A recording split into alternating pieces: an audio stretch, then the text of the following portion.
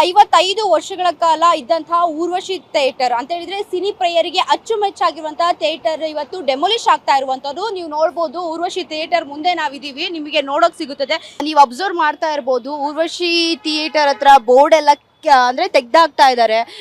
So ಇಲ್ಲಿ ಮಾತಾಡೋಕೆ ಅವಕಾಶ ಮಾಡ್ಕೊಡ್ತಾ ಇಲ್ಲ. ಬಟ್ ನೀವು ಸ್ಟಿಲ್ ನೋಡ್ಬೋದು, ನೀವು ಎಂಟ್ರಿ ಕೊಡುವಂಥ ಟಿಕೆಟ್ಸ್ ತಗೊತಾ ಇದ್ದಂಥ ಕೌಂಟರ್ದೆಲ್ಲ ಈಗ ರಿಮೂವ್ ಮಾಡ್ತಾ ಇದೆ ಅಂತ ಹೇಳ್ಬೋದು. ಕನ್ನಡ ಸಿನಿ ಪ್ರೇಮಿಗಳಿಗೆ ಅಂದರೆ ನೆಚ್ಚಿನ ಊರ್ವಶಿ ಚಿತ್ರಮಂದಿರ ಇದೀಗ ನೆಲಸಮ ಆಗ್ತಾ ಇರುವಂಥದ್ದು. ಇದನ್ನ ಒಂದು ಕಾಲದಲ್ಲಿ 1970ರಲ್ಲಿ ಡಾಕ್ಟರ್ ರಾಜ್ಕುಮಾರ್ ಅವರಿಂದ ಉದ್ಘಾಟನೆ ಆಗಿತ್ತು. ಈ ಐಕಾನಿಕ್ ಥಿಯೇಟರ್ನಲ್ಲಿ 5 ಭಾಷೆಗಳಲ್ಲಿ 5,000ಕ್ಕೂ ಹೆಚ್ಚು ಸಿನಿಮಾಗಳು ಪ್ರದರ್ಶನಗೊಂಡಿದ್ವು. KGF 2, Kantara, Jailer, Baahubali 2 cinema ಸೇರಿದಂತೆ ಹಲವು ಬ್ಲಾಕ್ ಬಸ್ಟರ್ ಹಿಟ್ ಸಿನಿಮಾಗಳಿಗೆ ಊರ್ವಶಿ ಸಾಕ್ಷಿಯಾಗಿತ್ತು.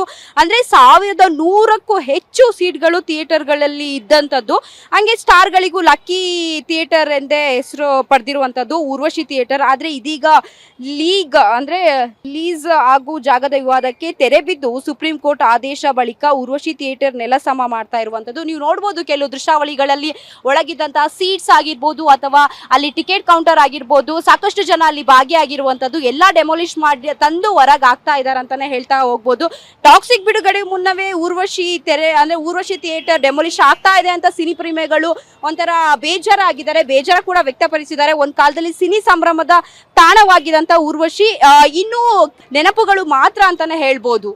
ನೀವು ನೋಡ್ತಾ ಹೋಗ್ಬೋದು, ಸಾಕಷ್ಟು ಸೆಕ್ಯೂರಿಟಿ ಆಗಿರ್ಬೋದು ಮತ್ತೆ ಹೆಚ್ಚಿನ ಭದ್ರತೆಗಾಗಿ ಪೊಲೀಸ್ ಸಿಬ್ಬಂದಿಗಳು, ಪೊಲೀಸ್ ವ್ಯಾನ್ಗಳು ಸಮೇತ ಇಲ್ಲಿ ಭಾಗಿಯಾಗಿರುವಂತದ್ದು. ಸದ್ಯಕ್ಕೆ ಬಿಲ್ಡಿಂಗ್ ಡೆಮೊಲೇಷನ್ ಇನ್ನು ಸ್ಟಾರ್ಟ್ ಆಗಿಲ್ಲ, ಇನ್ನೇನು ಸದ್ಯದಲ್ಲೇ ಸ್ಟಾರ್ಟ್ ಆಗುತ್ತೆ ಅಂತ ಹೇಳ್ಬೋದು. ಒಳಗಿದ್ದಂತಹ ಸೀಟ್ಸ್ ಗಳಾಗಿರ್ಬೋದು ಅಥವಾ ಅಲ್ಲಿದ್ದಂತಹ ವಸ್ತುಗಳಾಗಿರ್ಬೋದು ಎಲ್ಲ ತೆಗೆದು ಹೊರಗಾಗ್ತಾ ಇರುವಂತದ್ದು. ಇಲ್ಲಿನ ಸಿಬ್ಬಂದಿಗಳು ಮಾತಾಡೋಕೆ ರೆಡಿ ಇಲ್ಲ. ಬಟ್ ಇಲ್ಲಿ ಸಿನಿಮಾ ನೋಡಿದಂಥವ್ರು ಸಾಕಷ್ಟು ಜನ ಮಾತಾಡಿರುವಂತದ್ದು ಏನಂತ ಹೇಳಿದ್ರೆ, ನಾವು 5 ವರ್ಷದಿಂದ ಆಗಿರ್ಬೋದು ಮನೆ ನಿಯರ್ ಇತ್ತು, ಹಾಗಾಗಿ ಊರ್ವಶಿ ಥಿಯೇಟರ್ಗೆ ಬರ್ತಾ ಇದ್ದು. ಒಳ್ಳೆ ಬ್ಲಾಕ್ ಬಸ್ಟರ್ ಹಿಟ್ ಸಿನಿಮಾಗಳನ್ನ ಕೊಟ್ಟಂತ ಒಂದು ಥಿಯೇಟರ್ ಇದು. ಸೊ ಡೆಮೊಲಿಷ್ ಆಗ್ತಾ ಇದೆ, ಸಾಕಷ್ಟು ಬೇಜಾರ ಆಗ್ತಾ ಇದೆ ಅಂತ ಸಾಕಷ್ಟು ಜನ ಹೇಳಿದ್ರು. ಈಗ ಮಾತಾಡಿದ್ರು, ಇಲ್ಲಿಯ ಸ್ಥಳೀಯರು ಕೂಡ ಮಾತಾಡಿ ಹೇಳಿದ್ರು ಒಳ್ಳೆ ಥಿಯೇಟರು. ಈಗ ಇಲ್ಲಿ ಥಿಯೇಟರ್ ಕ್ಲೋಸ್ ಆದ್ರೆ ನಾವು ಕೋರ್ಮಂಗಲ್ ಅಷ್ಟು ದೂರಕ್ಕೆ ಹೋಗ್ಬೇಕಾಗುತ್ತೆ ಅಂತ ಹೇಳ್ತಾ ಇದ್ರು. ಈಗ ನೋಡೋಕೆ ಸಾಧ್ಯ ಆಗ್ತಾ ಇಲ್ಲ ಅಂತ ಸಾಕಷ್ಟು ಜನ ಮಾತಾಡಿದ್ರು.